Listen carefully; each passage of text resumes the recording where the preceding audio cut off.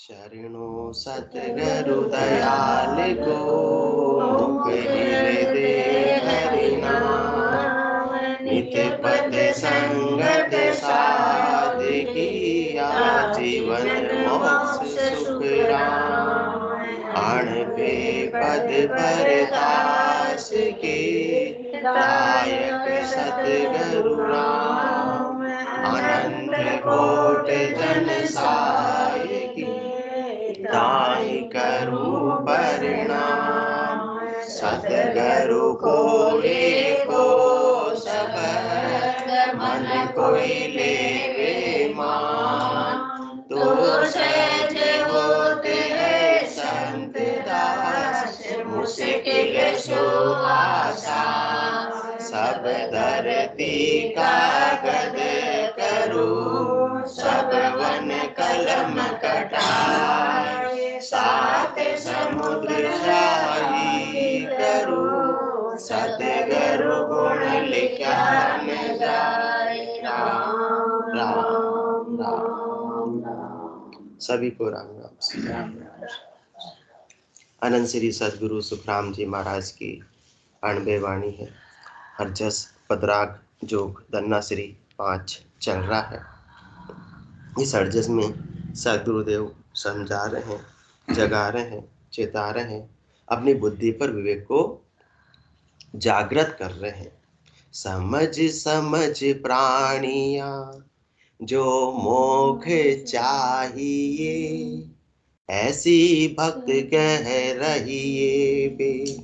सतगुरु धार शीस पर, राम राम मुख लहिए बे। पूरा सीढ़ी वाइज समझ समझ प्राणिया। कब समझो? जब आपको वास्तविक आनंद की प्राप्ति करनी हो। और झूठे ही सुखों में लगा रहना है तो समझने की आवश्यकता फिर है ही नहीं। फिर तो ये घोड़े और ये मैदान, खूब जगत की दौड़ लगाते रहो। और यदि मोक्ष चाहिए तो ऐसी भक्त को आप धारण कर लो। कौन सी भक्ति? सतगुरु धार शीस पर, राम राम मुख लहिए बे।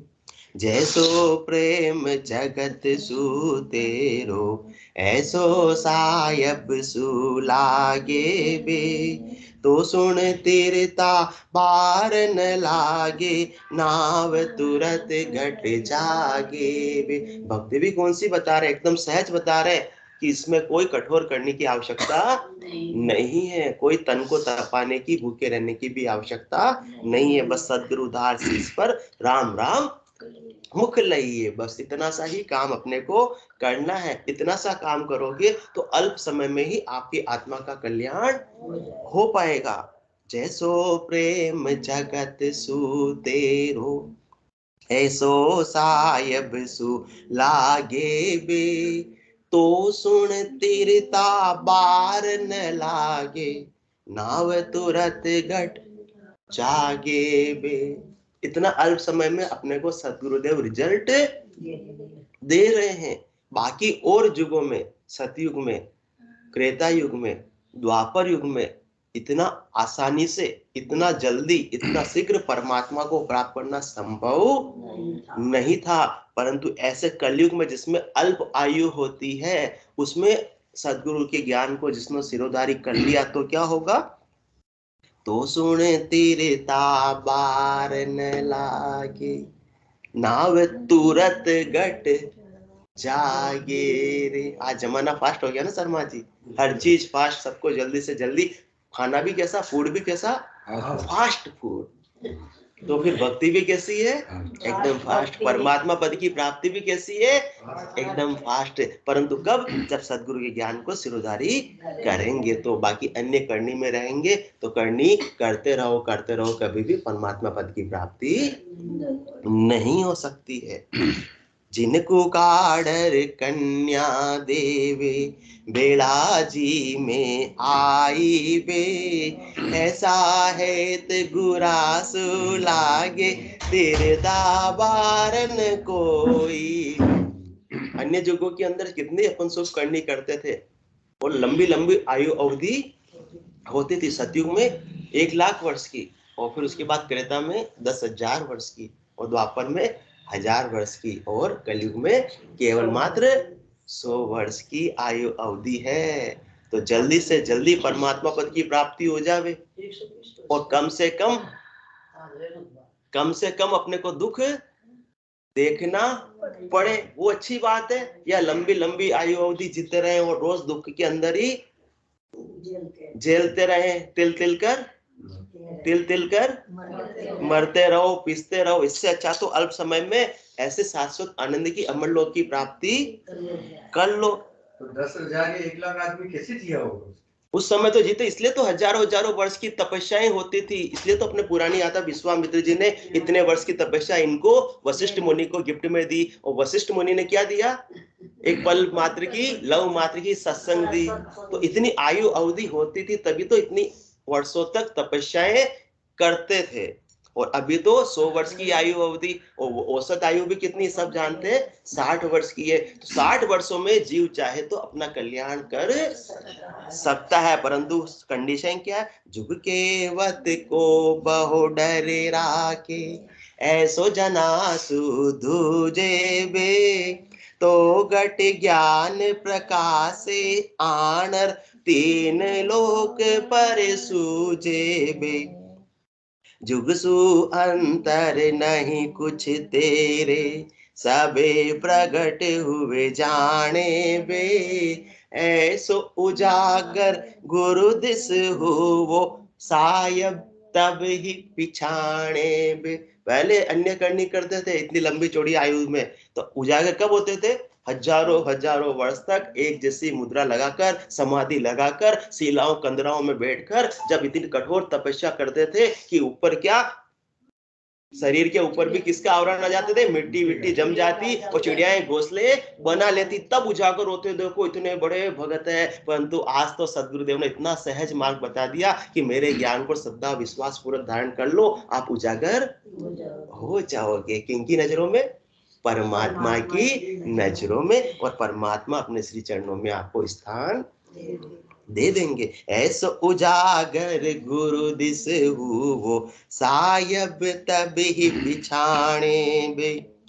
जुग के माही जुग जुग पर ले, सबे गर्भ में आया बे। जन सुहेत कियो नर, जुग में से सब मोख सिधाया बे।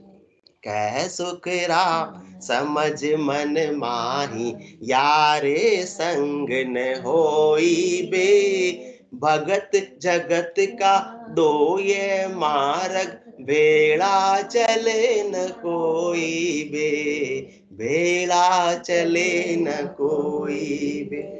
तो इन अंतिम साखों पर कल अपन चर्चा कि वह जगत में अपन गर्गाव रहेंगे, जगत से ही सुख की मान्यता रहेगी, जगत में ही अपनी चेतना को अपन लगा कर रखेंगे, फैला कर रखेंगे, लिपायमान रखेंगे, तब तक तो परमात्मा पद की प्राप्ति होने वाली नहीं है। क्योंकि जगत में जब तक लिपायमान रहेंगे तो जग में आना जाना बना हुआ रहेगा। और कब तक बना रहेगा? जुग के माही जुग जुग पढ़ ले। कितने ही वर्ष बीत जाएंगे, कितनी ही चौगड़ियां बीत जाएगी, सतयुग की, त्रेता युग की, द्वापर युग की, कलयुग की, वापस सृष्टि कभी महाप्रलय में भी आ जाएगी और सृष्टि की फिर से रचना भी हो जाएगी, तो भी अपना आवागमन मिटने वाला नहीं है। कह सुखराम मिलिया धर्मा ही, किया कर्म नहीं जावे रे। क्योंकि कर्मों से ये आत्मा मुक्त नहीं हो पाएगी। जब तक कर्मों से लिपायमान रहेगी तब तक तो कर्म उसके साथ में रहने वाले हैं। शरीर भला ही मिट्टी में मिल जाएगा, परंतु कर्म उस आत्मा के साथ में रहेंगे। उस कर्मों की वजह से वापस से देह धारण करनी पड़ेगी। यदि कर्मों से अलग होना है तो क्या करना? जन सुहेत कियो नर, जुग में से सब मोख सिधाया बे। तो जिन्होंने ऐसे भक्ति करने वाले जनों से, केवली भगवंतों से, उनके ज्ञान से हेत कर लिया, प्रीत लगा ली और उनके ज्ञान को सिरोधारी करके ऐसी साधना कर ली। जिन्होंने भक्ति करने वालों जनों ने ऐसी साधना की, वैसी साधना जिन्होंने कर ली तो वो भी परम मोक्ष के वासी हो गए। बाकी संसार का सुख तो थोड़ी सी समय के लिए मिलता है, कल भी अपन बात कर रहे थे कि स्वर्ग का सुख भी स्थायी नहीं है, वो केवल सुख की मान्यता है, वास्तविक आनंद वहां भी मिलने वाला नहीं है। परंतु जिन्होंने ऐसे केवली भगवंतों के ज्ञान को सिरोधारी कर लिया तो जीते जी आत्मा आनंद में अवस्थित, और प्राणों को छोड़ने के बाद में, शरीर को छोड़ने के बाद में भी आत्मा आनंद पद की ही वासी बन जाती है। नख चक बिच अखंड धुन लागे, जहां दिन भये समाधि, जग में रहे जीते सुख ऐसा, अंत काल हुए शादी। नख चक बिच अखंड धुन लागे, एड़ी से लगाकर चोटी तक जिन्होंने ऐसे जनों का हेत कर लिया, ऐसे सदगुरु के ज्ञान को सिरोधारी कर लिया, उनके तो आनंद एड़ी से लगाकर चोटी तक रोम रोम में ररंकार की ध्वनि का आनंद आने लगता है। नख चक बीच अखंड धुन लागे, जहां दिन भये समाधि, जग में रहे जीते सुख ऐसा। कब तक? जब तक आयुष्य कर्म बाकी है, आयु अवधि बाकी है, आत्मा आनंद में ही अवस्थित रहती है। और जब समय आ जाता है तो कोई बात नहीं, अंतकाल हुए शादी और खुशी का उत्सव का विषय हो जाता है, क्योंकि होना था सो हो गया। सूरत शब्द का योग, संत दास इस संसार, संत दास देह का नहीं हर्ष नहीं शोक, फिर इस देह का भी हर्ष नहीं शोक नहीं, जब तक है आनंद की बात, और शरीर छोड़ने जात में भी पूर्ण परमानंद की बात है। फिर किस बात का गम है, किस बात की चिंता है, फिर मृत्यु का भय भी समाप्त हो जाता है। कब? जब जन सुहेत कियो नर जुग में, से सब मोक सिधाया बे। क्योंकि केवली भगवंत अपने को मुक्ति प्रदान करते तो कब प्रदान करते हैं? जीते जी प्रदान करते हैं, मरने के बाद प्रदान नहीं करते हैं। परंतु जिन्होंने जुग से हेत किया है तो हर दिन जी जरूर रहे हैं, परंतु किसके समान है जीवन भी? हर दिन मरण के समान है। इतना फर्क है, इतना डिफरेंस है, इतना अंतर है। अब अपने को विचार करना कि अपने को क्या करना है। यदि शाश्वत आनंद की प्राप्ति करनी है तो सदगुरु के ज्ञान से ही हो सकती है, सत्संग चर्चा में जाने से ही हो सकती है। ऐसा जो आनंद अपने को सदगुरु के ज्ञान से और परमात्मा के नाम से मिलता है, उसके सामने तीन लोक के सुख भी फीके हो जाते हैं, गौण हो जाते हैं। तुलसीदास जी महाराज फरमाते हैं, क्या फरमाते हैं कि तात स्वर्ग अपवर्ग सुख, धरहि तुला एक अंग, तूलन ताहि सकल मिले, जो सुख लव सत्संग। एक तुला में, एक तुला के एक पलड़े में, तराजू के एक पलड़े में अपन स्वर्ग के सुखों को रख दे में, और एक पलड़े में केवल लव की सत्संग, जो अभी अपन ने बात की थी कि भाई लव मात्र सत्संग किसने दी? वशिष्ठ मुनि ने। किनको गिफ्ट दी? विश्वामित्र जी को गिफ्ट दी। इतने से लव मात्र की सत्संग को अभी एक तुला में रखते हुए तो पलड़ा किसका भारी होगा? तात स्वर्ग अपवर्ग सुख। एक तरफ जगत के सारे सुख है और एक तरफ सदगुरु के ज्ञान और परमात्मा के नाम का आनंद है, निज नाम का जो आनंद है। तात स्वर्ग अपवर्ग सुख, धरहि तुला एक अंग, तूलन ताहि सकल मिले, सो सुख लव सत्संग। ऐसा आनंद, ऐसा वास्तविक आनंद किससे प्राप्त हो सकता है? सत्संग से प्राप्त हो सकता है। और सत्संग की सतगरु धार शीस पर, राम राम मुख लहिए। ऐसे केवली भगवंतों के ज्ञान की सत्संग की यहाँ पर बात है। बाकी जो हद के व्यवहार बताते हैं, तीन लोकों में फलों की प्राप्ति की बात बताते हैं अजमेरा साहब, उनकी ये बात नहीं हो रही है। आ सतगुरु की पारखा सुन जो चित दे कान, केवल बिन सुख राम के बजे न दूजो आन। जिनकी सत्संग चर्चा में केवल पद आनंद पद की प्राप्ति का ही गुणगान किया जाता है, महिमा की जाती है, उसी का रास्ता बताया जाता है, उसी पे विचार विमर्श किया जाता है, वही सच्ची संगत है, केवली भगवंतों की संगत है, बाकी तो सब व्यवहार काल की हद के व्यवहारों की सत्संग है, जहां आप ये कर लो तो ये प्राप्त हो जाएगा, वो कर लो तो ये प्राप्त हो जाएगा, पुत्र नहीं है तो पुत्र मिल जाएगा, धन नहीं है तो धन मिल जाएगा, या ऐसी कोई भी बात नहीं। अनंत श्री सदगुरु सुखराम जी महाराज ऐसी कोई भी बात नहीं बता रहे हैं, क्योंकि जब अपन शक्कर की बात कर रहे हैं तो नमक को कौन पूछेगा, जब अपन हीरे मोती की बात कर रहे हैं तो सब्जी को कौन पूछेगा। तो महत्व बुद्धि किसकी रहे, केवल पद आनंद पद की प्राप्ति की। तो सही जगह पर अपन जा रहे हैं कि उसी का महत्व है, उसी की चर्चा है, अन्य कोई बातों से लेना देना नहीं है। तो ऐसे जनों से हित करना है, ऐसा नहीं कि किसी से भी हित कर लिया, फिर तो ऐसी स्थिति हो जाए जनसु हित कियो नर जुग में, कौन से जन से, केवली भगवंतों से हित करना है, उनके ज्ञान से हित करना है, नहीं तो फिर क्या हो, कैसी स्थिति हो जाएगी, आप न समझे भूला दोई पढ़ पढ़ जन्म गमावे सोई। केवल 52 अक्षरों के ज्ञान तक जो सीमित है, जहां निज नाम की अजमेरा साहब जागृति नहीं होती है, वहां तक तो क्या हो रहा है, अंधो पड़े अंध की लारा, खाड़ खुए नहीं सूझे।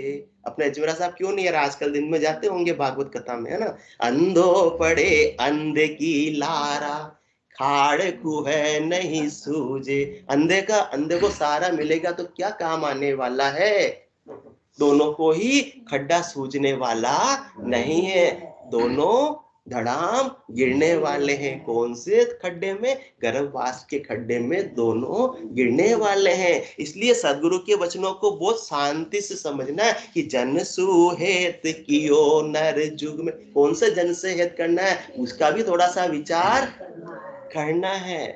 केवल मात्र जिन्होंने कपड़े पहन लिए उसी के अपन प्रभावित हो जाते हैं और उन्हीं से हित करने लगते हैं, जैसे वो करनी बताते हैं वैसे करने लगते हैं। वो तो सब स्वार्थ सिद्धि की दुकानें हो सकती है। कहते हैं कथाओं के अंदर कि पैसे माया, संसार माया है, इसका त्याग करो, और इतनी सारी दान पेटियां रखी होती है, ज्यादा से ज्यादा दान करो तो वापस आपको आगे मिलेगा।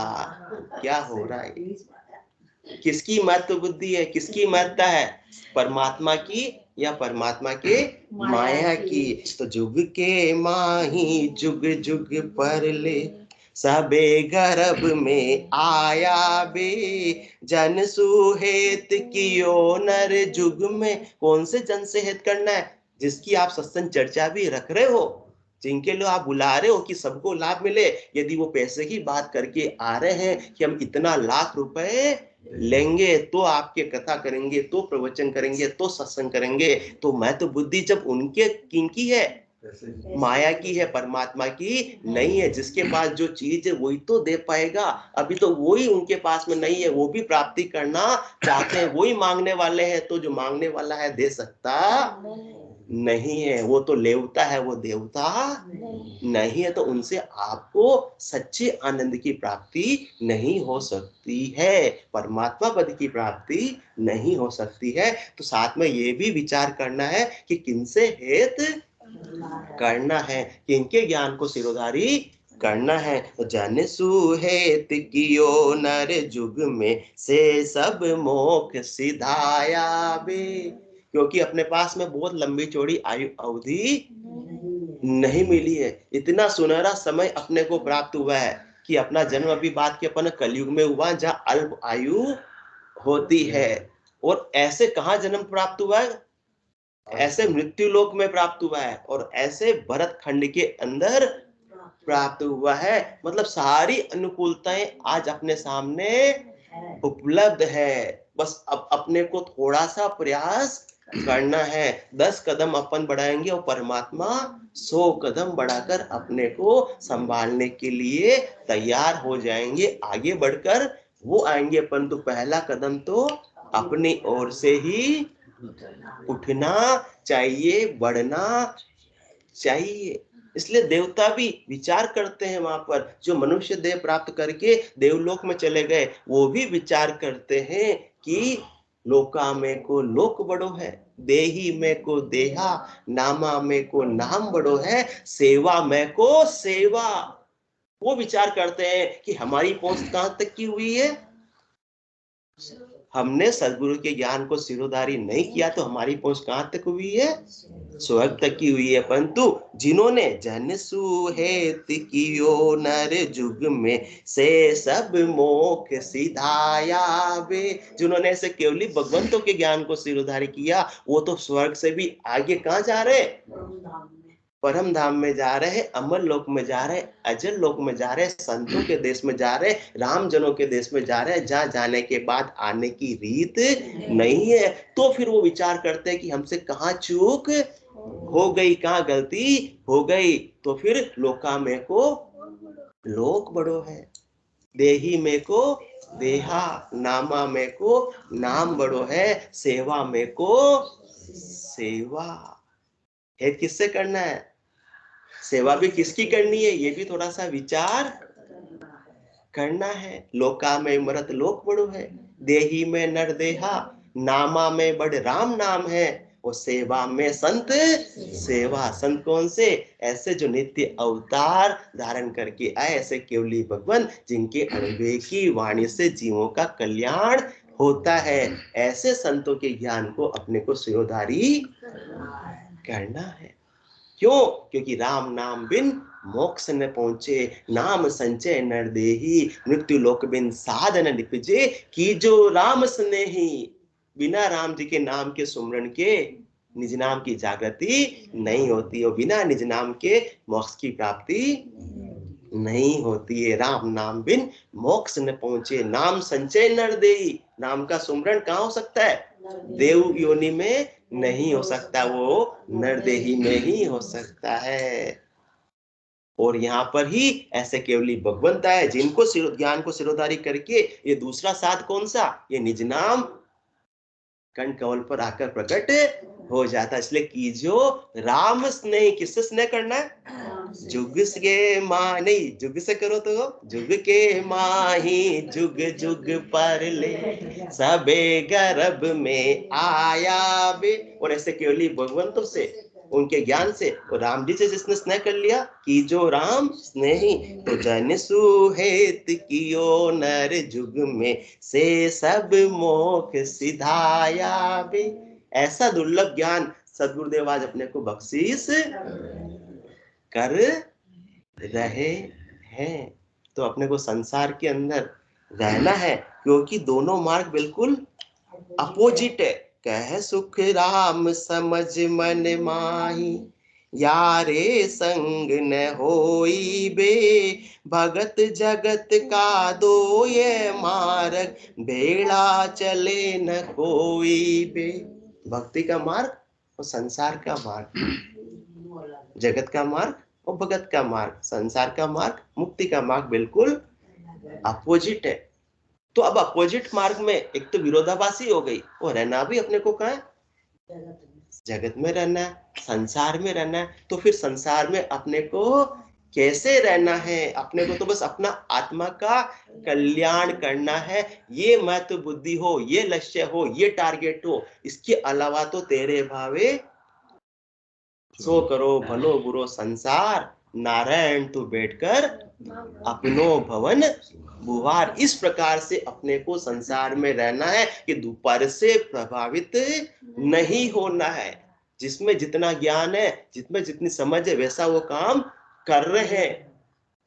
कहते हैं हमारे माता जी कह रहे वो तो कूड़ा में पड़ रहे हो, थे कूड़ा में पैर हो गई, तो अपने को कूड़ा में नहीं पड़ना है। शुभ अशुभ उपाय संसार में, शुभ अशुभ उपाय संसार में, पर आप ही आपको ख्याल ठाने, भाव प्रभाव आत्मा परमात्मा, 100 दूसरों ना ही जाने। अपने को संसार में इस प्रकार से रहना है कि शरीर दृष्टि नहीं हो, आत्म दृष्टि हो। किस प्रकार से रहना? मैं जग में रहूं तो ऐसे रहूं जो जल में कमल का फूल रहे। इस प्रकार से अपने को जगत के अंदर रहना है, क्योंकि मार्ग तो बिल्कुल विरोधाभासी है, और रहना भी अपने को कहाँ? जगत में ही है। क्योंकि अपनी आत्मा का कल्याण किससे होता है? इस नर शरीर से हो सकता है। नर शरीर कहाँ रह सकती है? इस मृत्यु लोक में ही रह सकती है। तो जब तक आयु अवधि है, अपने को अपने लक्ष्य की प्राप्ति में गरकाव होना है, संसार में रहना है। संसार के जब तक मन वचन काया और कर्म है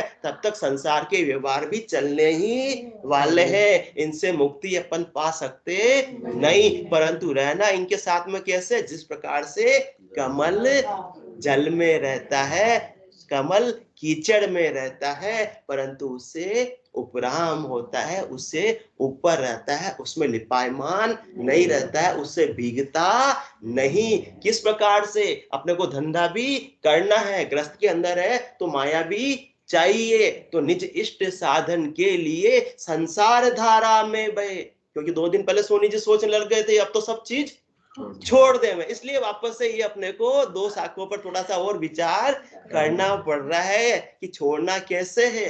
निज इष्ट साधन के लिए संसार धारा में बहे, पर नीर से नीरज सदस्य उससे अलिप्त बना रहे। निज इष्ट साधन, निज कौन?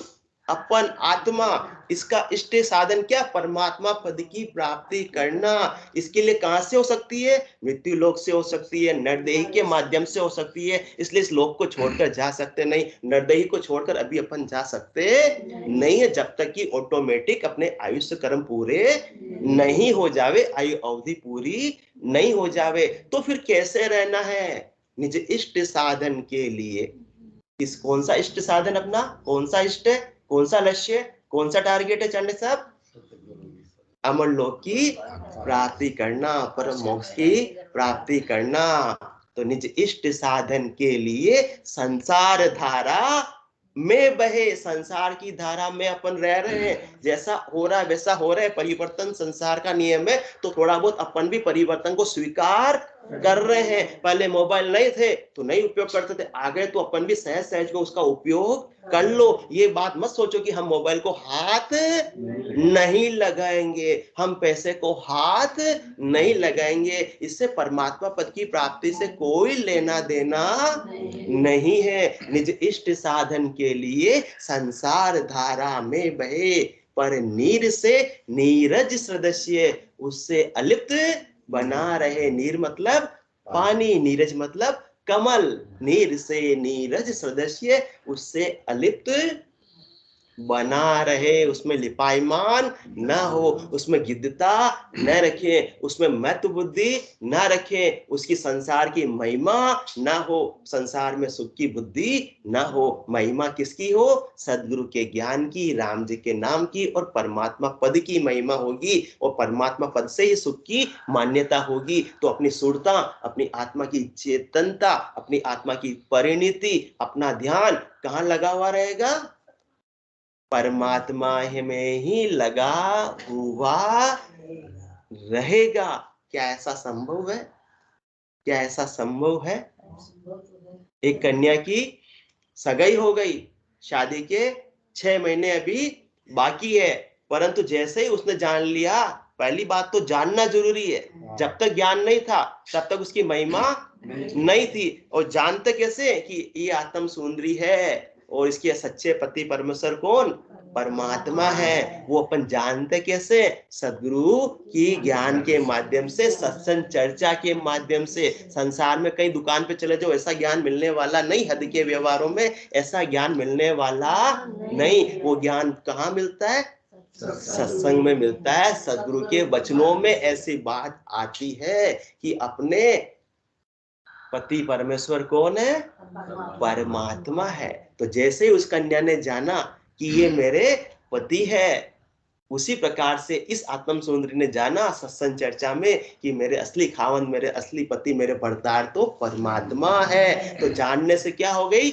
महिमा हो गई। बिना जाने तो महिमा हो सकती नहीं है। अब महिमा हो गई तो रह रही कहां पर? पीहर में ही रह रही, माता पिता के घर में ही रह रही है, परंतु उसकी महिमा होने से उसका ध्यान उसकी सुरता, उसकी चेतना, उसकी आत्मा की परिणति, काम सारा कहाँ का कर रही है? अभी माता पिता के घर का ही कर रही है, परंतु उसकी सुरता कहाँ लगी हुई है?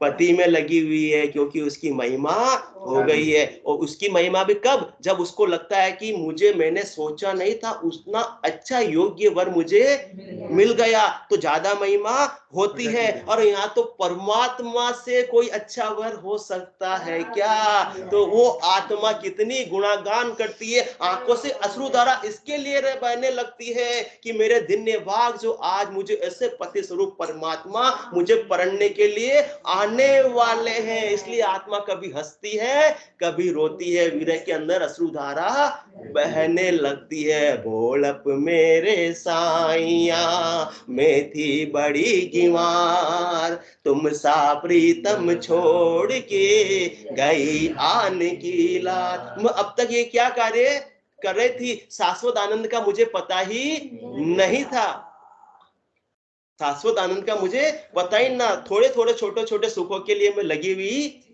रहती थी। गुड़िया खिलौने मेरी सहेलियां, अब मुझे लगती है सारी पहेलियां।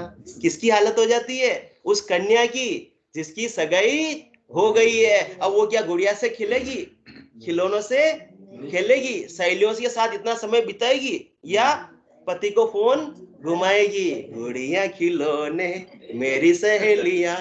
शर्मा जी को बहुत आनंद आ रहा है। तो यही आत्म सुंदरी की स्थिति होने वाली है। फिर संसार में जो अपन उलझे हुए हैं, शब्द में, रूप में, रस में, गंध में, स्पर्श में, ये गुड्डे गुड्डी का खेल के समान लगने लगता है, चॉकलेट आइसक्रीम के समान लगने लगता है। अब मैं बड़ी हो गई हूँ, अब मुझे चॉकलेट आइसक्रीम में सुख की प्राप्ति नहीं हो सकती है, मुझे तो मेरे पति परमेश्वर से ही आनंद की सुख की प्राप्ति हो सकती है। तो कहाँ रह रही वो? उसका विवाह अभी नहीं हुआ है, अभी ससुराल में नहीं गई है, परंतु कहाँ पर है? माता पिता के घर में है। फिर भी उसकी ध्यान, उसकी सुरता कहाँ लगी हुई है?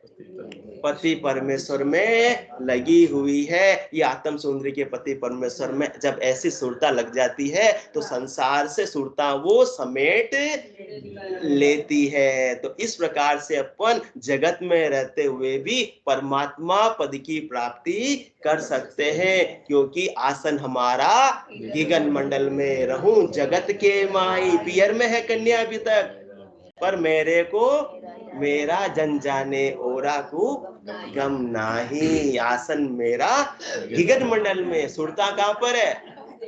गगन मंडल में है, परमात्मा में है। ध्यान कहां पर है? परमात्मा में। अब संसार की गिद्धता नहीं है, संसार में लिपायमान नहीं। आसन मेरा गगन मंडल में, रहूं जगत के माई। कहाँ रह रहे हैं? जगत में रह रही है, अपने माता पिता के घर में रह रही। इसी प्रकार से अपन भी कहाँ रह रहे हैं? इस ब्रह्म और माया के अभी कुल में रह रहे हैं। ये आत्मा अभी अपने पियर में है, परंतु अपन शुरुआत में बात की कि नख चक बिच अखंड धुन लागे, जहां दिन भय समाधि, जग में रहे जिते सुख ऐसा। अंत काल में शादी सगाई हो जाती है तो क्या चालू हो जाता है? गोल्डन पीरियड चालू हो जाता है। तो इसी प्रकार से जब सदगुरु के ज्ञान को आत्मा ने सिरोधार्य किया और निज नाम की जागृति हुई, तो इसकी क्या हो गई? आत्म सुंदरी की सगाई हो गई और गोल्डन पीरियड इसका चालू हो गया। किसके रूप में? नक चक बिच अखंड धुन लागे, ये गोल्डन पीरियड है। नक चक बिच अखंड धुन लागे, जहां दिन भय समाधि, जग में रहे जीते सुख ऐसा। फिर वो आनंद में अवस्थित रहती 6 महीने तक भी, जब तक भी शादी नहीं हुई तो भी। इसी प्रकार से आत्मा भी जब तक ये मनुष्य शरीर में है, आनंद में ही अवस्थित हो जाएगी। शरीर छोड़ने का समय आ गया तो अंतकाल हुए शादी। अब तो फिर परमात्मा के साथ में आनंद ही आनंद मनाना है, केल ही केल करना है। फिर से दुख देखने के लिए 3 लोकों में आना नहीं है। बोलो राम सद्गुरु देव जी महाराज ने धन्य हो। परम दयाल सद्गुरु सुखराम जी महाराज ने धन्य हो। अनंत श्री सद्गुरु सुखराम जी महाराज के ज्ञान सत्स्वरूप भगवान ने धन्य हो। केवली भगवंता ने धन्य हो। जीवा तारण जहाज ने दिन्य हो मोक्ष के मालिका ने दिन्य हो अनंत कोटि संताने दिन्य हो राम सदा में राम राम राम राम राम राम राम राम सब संताने सही राम राम राम राम राम राम राम राम राम राम।